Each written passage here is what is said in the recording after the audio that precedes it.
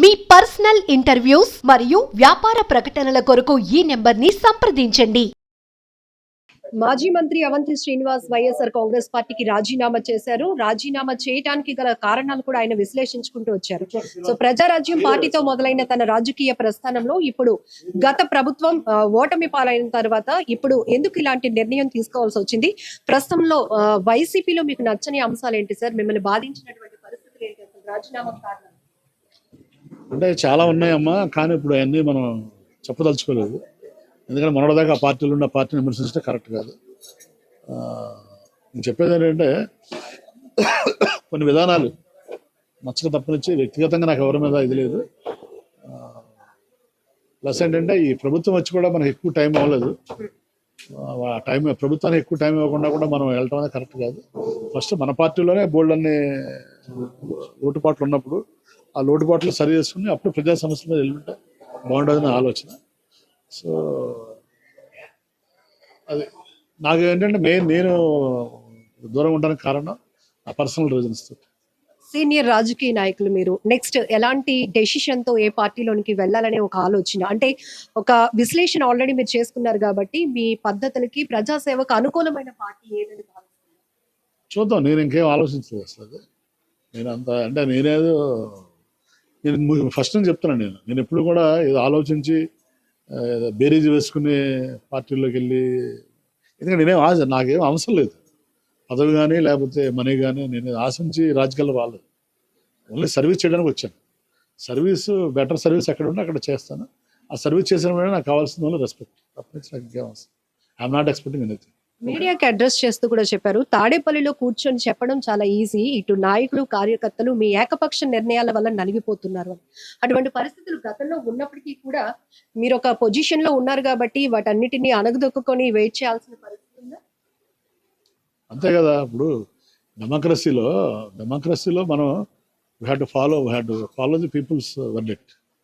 అది ఏది ఉంటే అది మనం దాన్ని మెజారిటీ అంటే అందరూ 100% యూనిఫార్మిటీ రాదు.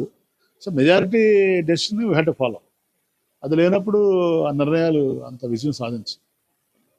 ఏ ప్రభుత్వానికైనా ప్రజలు, ఏ వ్యవస్థకైనా, అది పార్టీ కావచ్చు, గవర్నమెంట్ కావచ్చు, ప్రైవేట్ సంస్థ కావచ్చు, ఏదైనా కానీ మెజారిటీ డెసిషన్ మనం ఫాలో అవ్వాలి. కానీ of course you may be owner of that. మీరు ఓనర్ అయ్యి ఉండొచ్చు, మీరు మీ సంస్థ మీద అయ్యి ఉండొచ్చు. అంత మాత్రాన ఇంక అన్నీ మనం రైట్. Thank you. 5 ఏళ్ల సమయం ఇచ్చారు కదా సార్ కూటమి ప్రభుత్వానికి. సూపర్ 6 అమలు చేయలేకపోతుంది కాబట్టి మనం ఇక్కడ నుంచి నిరసనలు స్టార్ట్ చేయాలనే కాల్ ఫర్ కూడా చేశారు. ఎవరు చెప్పారండి చేయలేకపోతున్నారు? చెప్పారా చేయలేకపోతున్నారు? ఎవరు చెప్పలేదు కదా, చేయమని చెప్పారు అక్కడ. అదే అర్థమైపోతుంది. ప్రజలకి తెలియాలి కదా, ప్రజలకి they should feel we are not getting anything అనేది.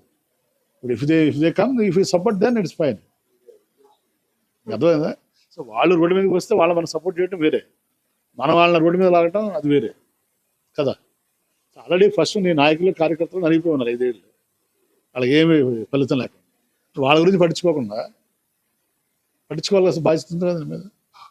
అది సో ప్రస్తుతానికైతే తన రాజీనామాకి అనేక కారణాలు విశ్లేషించుకుంటూనే తాను కొన్నాళ్ల పాటు తన వ్యక్తిగత కారణాల వల్ల వైసీపీకి ప్రస్తుతానికి రాజీనామా చేసినప్పటికీ కూడా మళ్ళీ ప్రజా సేవలోనే ఉంటాను అని క్లారిటీ కూడా ఇచ్చారు అవంతి. అలాగే మరొక వైపు నాయకులు కార్యకర్తలు, ఒక పార్టీకి ఓనర్ జగనే కావచ్చు కానీ నాయకులను కార్యకర్తలను పట్టించుకోవాల్సిన పరిస్థితులు కూడా ఉన్నాయి. అది గమనించకపోవడం వల్లే నాలాంటి సీనియర్ నాయకులు కూడా ఇప్పుడు పార్టీకి దూరం కావాల్సిన పరిస్థితులు నెలకొన్నాయి. నెక్స్ట్ నా పొలిటికల్ జర్నీ ఎలా ఉండబోతుంది అనేది కూడా మీడియా ముఖంగానే ప్రజలకు తెలియపరుస్తాను అని చెప్తున్నారు అవంతి శ్రీనివాస్. కెమెరా పర్సన్ శేఖర్ తో లక్ష్మి, మనం టీవీ, వైజాగ్.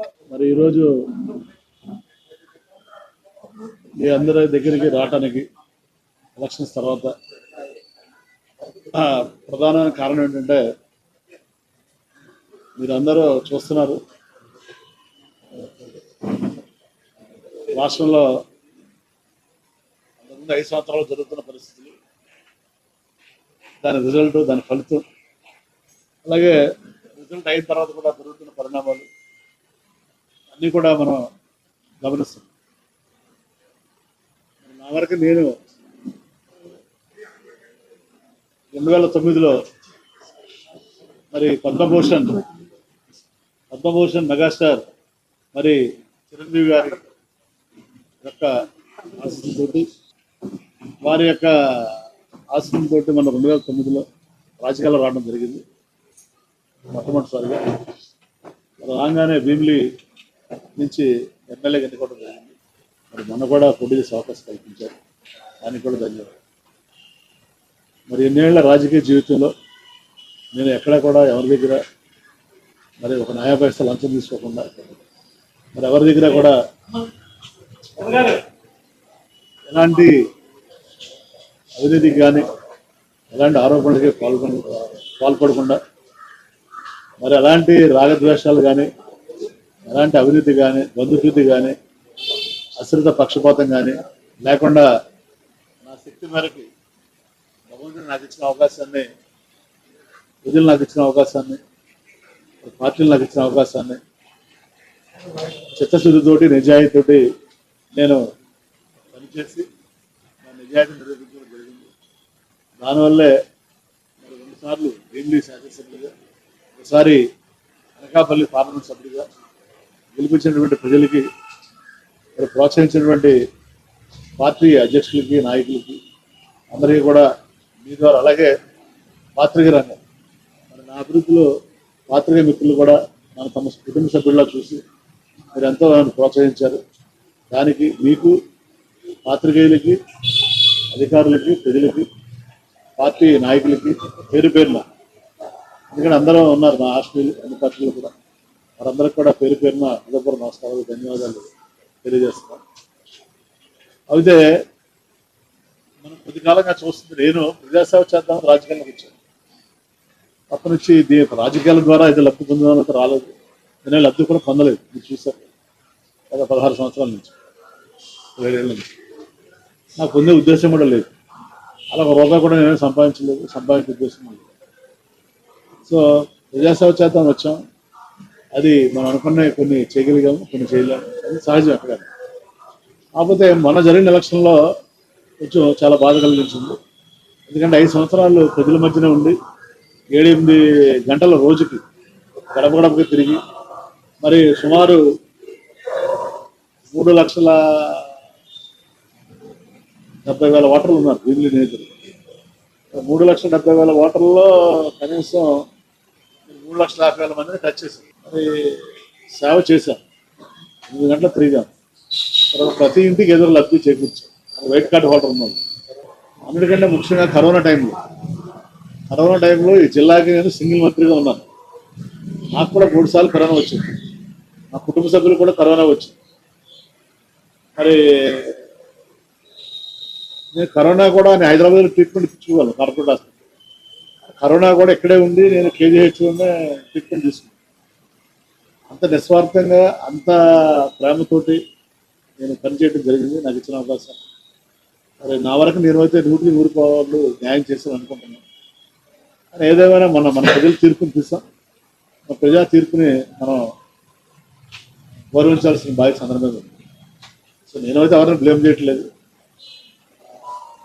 కాబట్టి నేను ఇంతవరకే రాలేదు ఎలక్షన్స్ అయిన తర్వాత. నేను కూడా అబ్జర్వ్ చేస్తున్నాను, మీ టీవీ ఛానల్స్ కానీ, పేపర్లు కానీ, మేధావులు కానీ, ఎవరైనా సరే ఈ ప్రజా తీర్పు సరే ఎలక్షన్లో ఒకసారి ఒక పార్టీ ఓడిపోతే ఒక పార్టీ గెలుస్తుంది. దీనికి కారణాలు ఏంటి అని విశ్లేషణ చేస్తారా?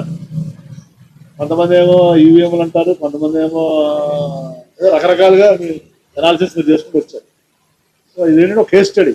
మీరు కూడా అసలు ప్రజలు ఎందుకు తిరస్కరించారు అనేది కూడా మీరు ఒకసారి కేస్ స్టడీ చేయాలి. ఏది జర్నలిజంలో శ్రీనివాస్ గారు 5 ఏళ్ళ నుంచి ఉన్నారు శ్రీనివాస్. మరి రాజధాని పెడతామన్నా, అన్ని పథకాలు ఇచ్చినా, మరి ఎలాంటి అవినీతి లేకుండా పరిపాలించిన ఎందుకు ప్రజలు తప్పనిసరిగా మరి నా వరకు అయితే నాకేమీ అర్థం కాలేదు ఎందుకు అలా జరిగిందనేది. మరి నేను అనుకుంటూ ఇక్కడ స్థానికంగా ఉన్నటువంటి అభ్యర్థులను చూసి వాళ్ళు రూట్లేదా ప్రజలు పైన ఉన్న వాళ్ళని చూసి వాళ్ళు నిర్ణయం తీసుకుండొచ్చు అని నేను భావిస్తున్నాను. మా వరకే నేను మా పార్టీ కార్యకర్తలు కానీ, తెలుగుదేశం కానీ, జనసేన ఏ పార్టీ కార్యకర్తలు కానీ, నాయకులు కానీ ఇబ్బంది పట్టలేదు. ఎవరికి కూడా ఎలాంటి భూకబ్జాలను ప్రోత్సహించలేదు, ఎవరికి ఎలాంటి అన్యాయం చేయలేదు, ఎలాంటి అవినీతిని ప్రోత్సహించలేదు. మీ అందరూ కూడా చూశారు 5 సంవత్సరాలు నేను ఎలా పరిపాలించాను, అది ఎమ్మెల్యేగా మంత్రి. అని ప్రజలు విలక్షణమైన తీర్పు ఇచ్చారు. తప్పులేదు. సో ప్రజా తీర్పును గౌరవించాల్సిన బాధ్యత మనందరి మీద ఉంది. సో ఎన్నో మరి లోటుపాట్లు ఉంటాయి. లోటుపాట్లలో మంచి ఉంటుంది, చెడు ఉంటుంది. ప్రతి నాయకుల్లో మంచి చెడు రెండూ ఉంటాయి. వాటిని విశ్లేషణ చేసుకుని ఆ మంచిని మనం ముందుకు తీసుకెళ్తాం. మన వల్ల తప్పులు కానీ చెడు కానీ ఉంటే వాటిని విశ్లేషణ చేసి ఎక్కువ చేసి ముందుకెళ్ళడం జరుగుతుంది. కానీ నేను ఇప్పుడు ఈ నిర్ణయం తీసుకున్న సరైన కారణం ఏంటంటే మరి ఏ ప్రభుత్వం వచ్చినా కొత్త ప్రభుత్వం వచ్చినప్పుడు ప్రభుత్వానికి కనీసం సంవత్సరంలో టైం ఇవ్వాలి.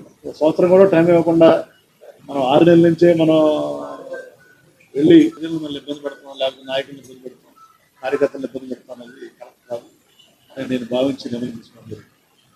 ఎందుకంటే ముఖ్యంగా 5 సంవత్సరాలు ప్రభుత్వ అధికారం ఉన్నా కూడా వైఎస్ఆర్సీపీ పార్టీ కార్యకర్తలు చాలా ఇబ్బందులు పడ్డారు. ఎందుకంటే అంతా వాలంటీర్సే నడిపించారు. కార్యకర్తలకి కానీ నాయకులకు కానీ ఏమీ గౌరవం అనేది లేదు. వాళ్ళకి పొలిటికల్గా కానీ ఫైనాన్షియల్గా. మళ్ళీ అది అయిపోయిన తర్వాత ఒక సంవత్సరం కూడా వాళ్ళకి గ్యాప్ ఇవ్వకుండా మనం వెంటనే మళ్ళీ జమిలీ ఎలక్షన్ వస్తుంది, ఇంకో ఎలక్షన్ వస్తుంది. ప్రభుత్వానికి టైం ఇవ్వకుండా నాయకులు కార్యకర్తలు నలిగిపోయి ఉన్నారు. మళ్ళీ వాళ్ళకు కూడా మనం టైం ఇవ్వకుండా మళ్ళీ రేపటి నుంచి మనం ధర్నాలు చేయండి అని చెప్పడం ఎంతవరకు కరెక్ట్. ఎందుకంటే పార్టీ విధానం అనేది 175 మంది ఎమ్మెల్యేలు, 175 ఇన్ఛార్జీలు ఉంటే 175 మందిని కన్సల్ట్ చేసి మన పార్టీ ముందుకెళ్ళాలి కార్యక్రమాలు. అంతేగాని ఏదో మన బ్రిటిష్ గవర్నమెంట్ రూల్ చేసినట్టు బ్రిటిష్ వాళ్ళు చూడండి, వాళ్ళ డెసిషన్స్ అని అక్కడ తీసుకునేవాళ్ళు.